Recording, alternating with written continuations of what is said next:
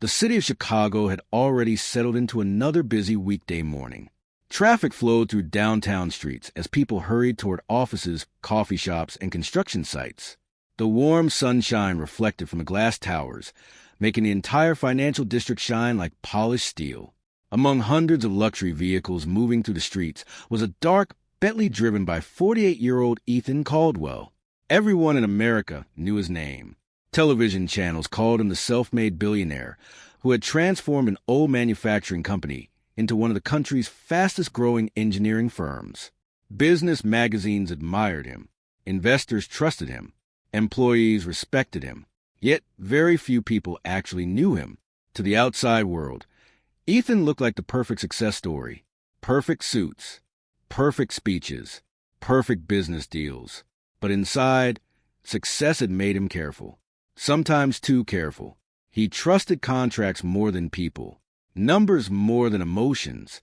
His calendar was planned months ahead, leaving almost no room for unexpected moments. That Tuesday morning was supposed to be ordinary.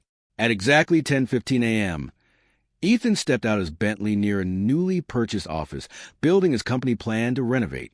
Lawyers waited inside. Architects waited upstairs. Investors were arriving within the hour. Everything was running exactly on schedule, until one small voice interrupted it all. "Sir." Ethan barely looked up. He assumed someone wanted an autograph or a donation. "Sir." This time the voice sounded calmer, more serious. He turned. Standing near the sidewalk was a young black boy, perhaps 11 years old. He wore clean jeans, worn-out sneakers, and a faded blue hoodie.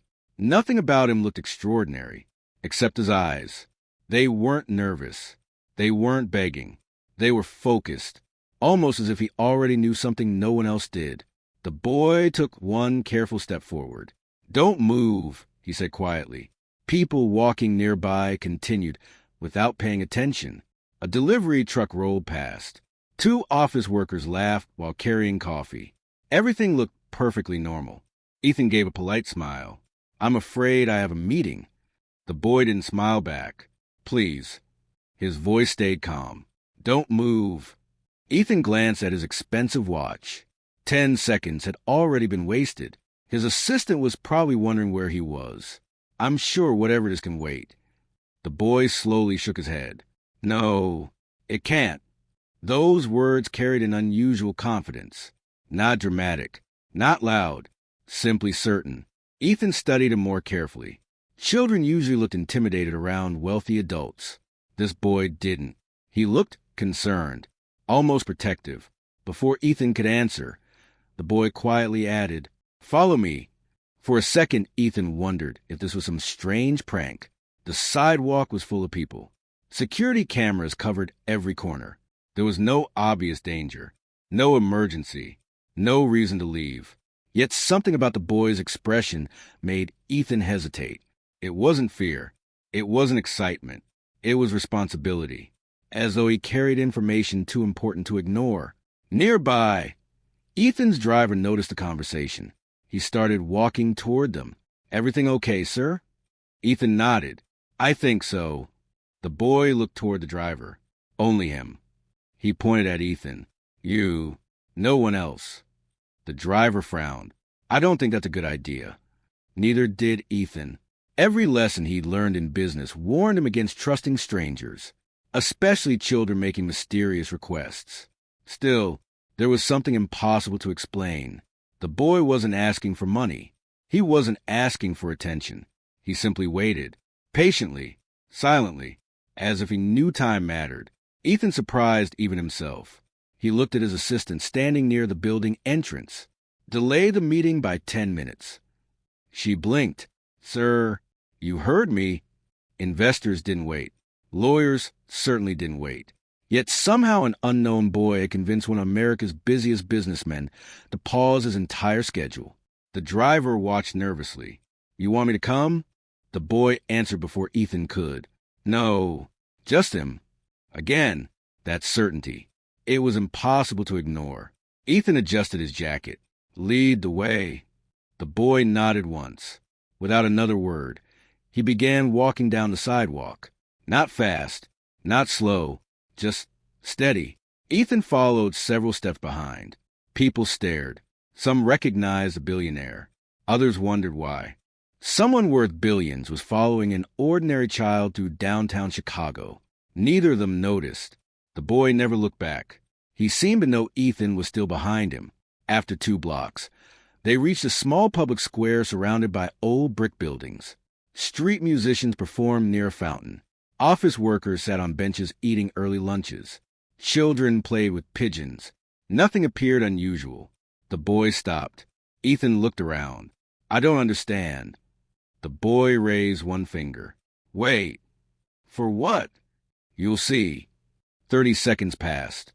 Then another 30. Ethan's phone buzzed repeatedly. His assistant, his lawyer, his board chairman. He ignored every call. A full minute later, the boy pointed toward the opposite side of the square. Look. Ethan turned. A city maintenance crew had arrived. Workers placed temporary barriers around an old decorative stone archway that thousands of pedestrians walk beneath every day. One engineer carefully examined a large crack running through the structure. People nearby were redirected. Curious crowds gathered. Within moments, another engineer shouted, "Everyone back!" The entire square fell silent. Then, a massive section of stone suddenly broke loose. It crashed onto the exact sidewalk Ethan would have been standing on had he continued directly toward his meeting. Dust exploded into the air.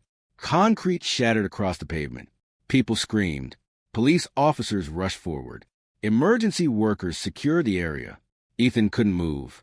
His breathing slowed. He replayed the morning inside his mind. If he had ignored the boy, if he had walked another 60 seconds, if he hadn't stopped, he would have reached that exact spot. The realization sent a chill through him despite the warm sunshine. He slowly looked toward the boy. The child wasn't celebrating. He wasn't acting surprised. Instead, he quietly picked up a pigeon feather that had drifted across the ground, almost as though the falling stone wasn't the biggest event of the day. Ethan stared. How? The boy smiled gently. I told you not to move. Police officers hurried toward the damaged area. News crews nearby immediately started filming. People pulled out their phones. Some recognized Ethan Caldwell standing only yards away from the collapse. Within minutes, social media would explode with headlines claiming America's famous billionaire had narrowly escaped death. But none of those headlines would ask the most important question. How had one 11-year-old boy known to stop him? Ethan stepped closer. What is your name? The boy looked up. Malik. Malik Johnson. Ethan extended his hand. Instead of shaking it immediately, Malik looked at Ethan's expensive watch. You're still thinking about your meeting. Ethan laughed quietly. I guess I am. You shouldn't. Why? Malik looked toward the damaged archway. Because that's not why you were supposed to come here today. Those words settled heavily between them. For the first time in years, Ethan felt something unfamiliar. Not fear, not excitement. Curiosity, real curiosity. He had built billion-dollar companies by solving impossible problems. Yet this quiet boy standing before him had become the greatest mystery he'd ever encountered. And neither of them knew. Someone across the square had been watching their entire conversation from the very beginning, not because of Ethan's wealth, but because of something hidden inside a decades-old photograph that would soon connect both of their lives in a way neither could have imagined. The crowd around the collapsed stone arch continued to grow. Police officers stretched yellow tape across the entrance to the square, while engineers inspected every remaining section of the old structure. Reporters hurried toward Ethan Caldwell, hoping to capture a statement. Camera flashes began popping from every direction. Ethan ignored them.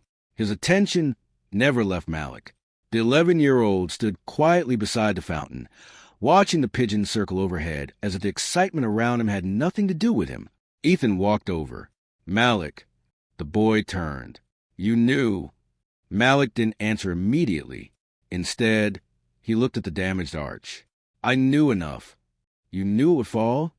Malik slowly shook his head. I knew it wasn't safe. How? My grandpa taught me to notice things. Ethan frowned. Notice what? The little things. Malik pointed toward the archway. See those tiny white marks near the crack? Ethan squinted. Even from a distance, he could barely make them out. The birds stopped landing there this morning. So, they always sat there. Ethan remained silent. Malik continued. The crack was wider than yesterday. You saw it yesterday? I walk through here almost every day. The explanation sounded logical, but something still didn't fit. You stopped me before anyone else. Malik nodded. You looked like you were in a hurry. I was. If I shouted at everyone, nobody would have listened. And you thought I would? I hoped.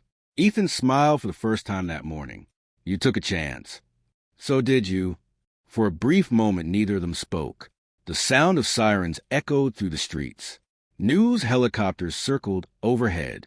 People continued recording videos with their phones. Ethan's assistant finally reached him. There you are. She looked exhausted. We've been looking everywhere. Her eyes widened when she noticed the damaged arch. My goodness. She turned to Ethan. Sir, are you all right? I'm fine. She looked at Malik. Who is this? The reason I'm still standing. The assistant blinked. Before she could ask another question, one of the city engineers approached. Mr. Caldwell? Yes. We're reviewing security footage. He glanced toward Malik. Witnesses say this young man warned you. That's right. The engineer smiled. He probably saved your life. Malik looked uncomfortable. I just asked him to stop. No. The engineer replied gently. You did more than that. After the engineer walked away, Ethan reached into his jacket pocket. He pulled out his wallet. Malik immediately stepped back. I'm not taking money. Ethan paused. I wasn't trying to insult you. I know, but I didn't help for money. Ethan slowly returned the wallet to his pocket. What do you want then? Malik smiled. Nothing. That answer surprised Ethan more than anything else that had happened all morning. Most people wanted something. A donation, a recommendation, a business opportunity, a photograph, a favor. Malik wanted none of it. Just then an elderly man hurried across the square, carrying a worn leather satchel. His gray hair moved with every hurried step. Malik, the boy waved. I'm here, Grandpa. The older man reached him and immediately placed both hands on his shoulders. I've been worried sick. I'm okay. The old man finally noticed Ethan. His expression changed. You must be Mr. Caldwell. I am. My grandson told me he stopped you. He certainly did. The elderly man extended his hand. My name is Samuel Johnson. Ethan shook it. The handshake felt surprisingly familiar. Firm, confident, almost identical to someone Ethan had known years ago. Samuel noticed Ethan studying him. Something wrong. You remind me of someone. Samuel chuckled. I'm old enough to remind people of lots of folks. Before Ethan could respond, something slipped from Samuel's satchel. A faded photograph landed face up on the pavement. Malik quickly bent down to pick it up, but Ethan saw it first. His breath caught. The photograph showed 6 young factory workers standing outside an old steel manufacturing plant. They were smiling proudly beside enormous industrial machines. One of them looked exactly like Ethan's late father. Ethan stared. Where did you get that? Samuel looked surprised. You recognize someone? Ethan pointed. This man. Samuel carefully examined the photograph. That's Thomas Caldwell. My father. Samuel looked stunned. So you're his son. You knew him? Samuel smiled softly. Knew him? He gave me my first real job. Ethan felt the world become strangely quiet. His father had rarely spoken about his early career. Only once had he mentioned working in a steel factory before starting his own business. Samuel gently brushed dust from the photograph. We were just kids back then. He always worked harder than everyone else. Ethan looked closer. There are 6 men. Samuel nodded. We called ourselves the Lucky 6. What happened to them? Samuel sighed. Life. One became a teacher. One joined the army. One opened a garage. One moved to California. Your father built an empire. And me? He smiled. I became a maintenance inspector. Ethan's eyebrows lifted, and Samuel nodded. For nearly 40 years. Suddenly everything clicked. You taught Malik to inspect buildings. Samuel smiled proudly. I taught him to pay attention. Cracks. Loose bolts. Unusual sounds. The smallest details often prevent the biggest disasters. Malik looked slightly embarrassed. Grandpa says buildings talk. Samuel laughed. They do. You just have to learn their language. Ethan looked toward the collapsed archway again. For the first time, he understood. This wasn't luck. This wasn't magic. It was observation. Careful observation. The same skill that had once built his father's career. The realization sent another wave of emotion through him. He turned back to Samuel. My father never mentioned you. Samuel nodded. I'm not surprised. He left the factory shortly after this picture was taken. He was chasing bigger dreams. Ethan smiled. He certainly found them. Samuel's expression became thoughtful. He also left something behind. What do you mean? Samuel reached into the satchel once more. This time he removed an old metal lunchbox. Its blue paint had faded after decades of use. The corners were scratched. The handle had been repaired with thin wire. Samuel placed it carefully on a nearby bench. Your father forgot this on his last day. Ethan stared at it. My father? I kept hoping he'd come back. He never did. So I held on to it.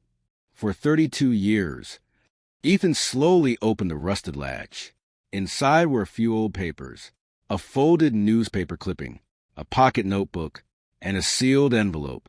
Across the front, written in neat blue ink, were 5 simple words. For whoever earns this back. Ethan looked confused. I've never seen this. Samuel smiled. Neither have I. I promised myself I'd never open it. You've kept it closed all these years? A promise is a promise. Ethan carefully lifted the envelope. It felt heavier than expected, as though more than paper rested inside. Malik looked up at his grandfather. You think it's important?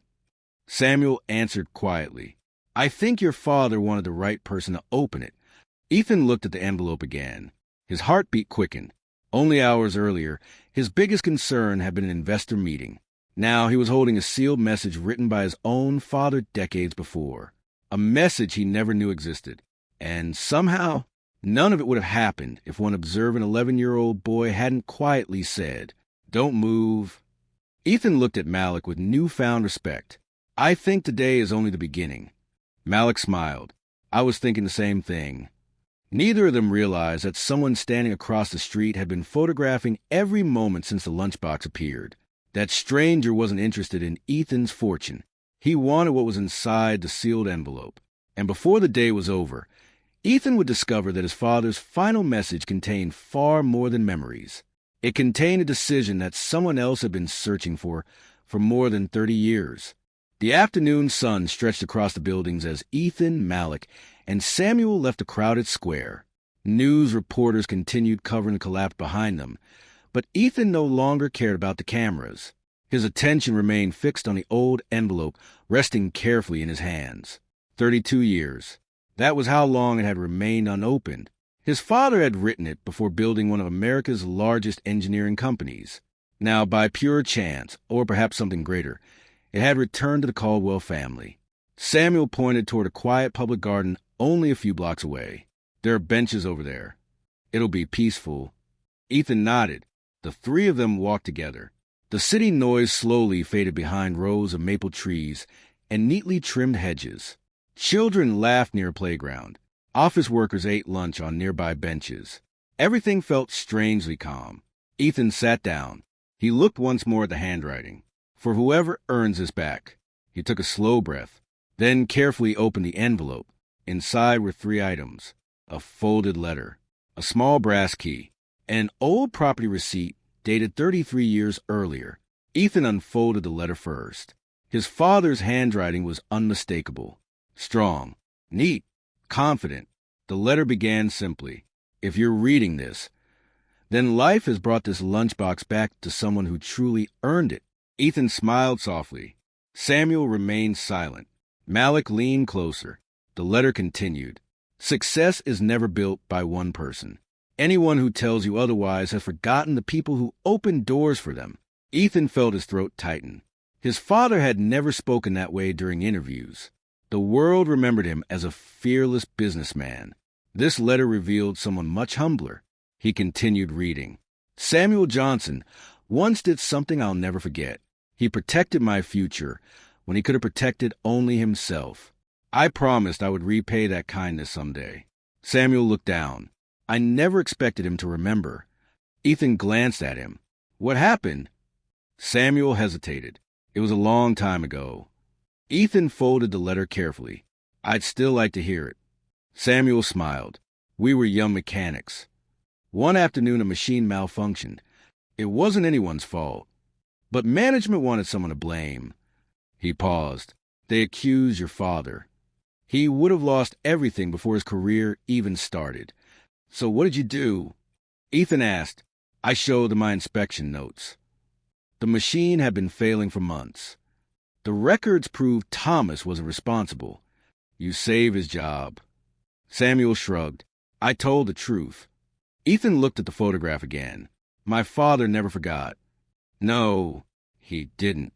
Samuel nodded toward the letter. Keep reading. Ethan unfolded the remaining page. Near the bottom, his father's handwriting became larger, almost urgent. If Samuel ever returns this lunchbox, then he has proven his character again. The brass key belongs to Locker 27 at the old Union Station warehouse. Malik looked surprised. A locker? Ethan examined the small brass key. The number 27 was engraved into the metal. Samuel frowned. I never knew that. Ethan stood immediately. Let's go. 30 minutes later, they arrived at the historic warehouse district. Most of the old railway buildings had been converted into offices and museums.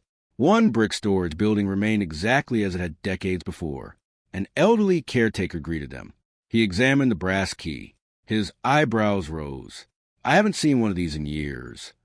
He led them through a long hallway lined with vintage storage lockers. Finally, they stopped. Locker 27. Dust covered the metal door. The caretaker smiled. No one's opened this since the early 1990s. Ethan slowly inserted the key. The lock clicked. He pulled the door open. Inside sat a small wooden box. Nothing more. No stacks of cash. No diamonds. No secret fortune. Just one carefully crafted oak box. Ethan lifted it onto a nearby table. Inside rested another envelope, several engineering blueprints, and a leather notebook. The notebook contained dozens of handwritten inventions, improved safety systems, emergency inspection methods, bridge reinforcement ideas, building maintenance procedures. Samuel's eyes widened. I recognize these. I helped sketch some of them. Ethan looked confused. My father published several of these designs years later. Samuel nodded. I know. He always insisted they belonged to both of us. But I never accepted. You should have. Samuel smiled gently. I already had enough. Ethan shook his head. No, you deserve credit. Before Samuel could answer, Ethan unfolded the second envelope. Inside was a signed legal document. It transferred 50% ownership of every unpublished invention in the notebook to Samuel Johnson. The document had never expired. Samuel stared in disbelief. He actually did it. Tears filled his eyes. I thought he forgot. Ethan placed a hand on his shoulder. He never forgot. He was waiting until the promise could be completed. Samuel quietly wiped his eyes. I don't need money. This isn't about money. It's about respect. Ethan nodded. My father understood that. The caretaker smiled from across the room. I've worked here 30 years. I've never witnessed anything quite like this. Over the following weeks, Ethan kept his promise. His legal team confirmed every document. The invention still belonged jointly to the Caldwell Company and Samuel. Several modern patents generated millions in licensing revenue. Samuel suddenly became wealthy, but almost nothing about his life changed. He remained in the same neighborhood. He continued volunteering. He continued teaching young people how to inspect buildings, repair bicycles, and solve problems by paying attention, including Malik. One afternoon, Ethan visited them again. Malik was helping repair an old community center. "You've been busy," Ethan said. Malik smiled. "We're replacing damaged beams." Ethan laughed. "I suppose your grandfather taught you to notice those too." "He taught me to notice people first." Those words stayed with Ethan. Months later, the Caldwell Foundation announced a nationwide program called the Johnson Initiative. Instead of awarding scholarships only for perfect grades, it honored young people who demonstrated responsibility, integrity, and service to their communities. The very first recipient was Malik Johnson. When reporters asked Ethan why he created the program, he smiled. "Because one child reminded me that greatness isn't measured by wealth. It's measured by character." The story spread across the country. People expected headlines about a billionaire who nearly lost his life. Instead, they discovered something far more meaningful. A boy who simply paid attention. A grandfather who kept a promise for 32 years. A father whose gratitude outlived his lifetime. And a millionaire who finally learned that the most valuable investments are not made in companies. They are made in people. Years later, another young student asked Malik why he had stopped Ethan Caldwell that morning. Malik smiled. "My grandpa always said, if something feels wrong, don't walk past it. Help someone. You never know how many lives that one decision might change." The student nodded. "I'll remember that." Malik looked toward the rebuilt stone arch in the distance. "So will I." Because on one ordinary sunny morning in downtown Chicago, for simple words, "Don't move, follow me," didn't just save a millionaire. They reunited two families, fulfilled a promise decades in the making, and proved that kindness never truly disappears. Sometimes it simply waits for the right person to bring it home.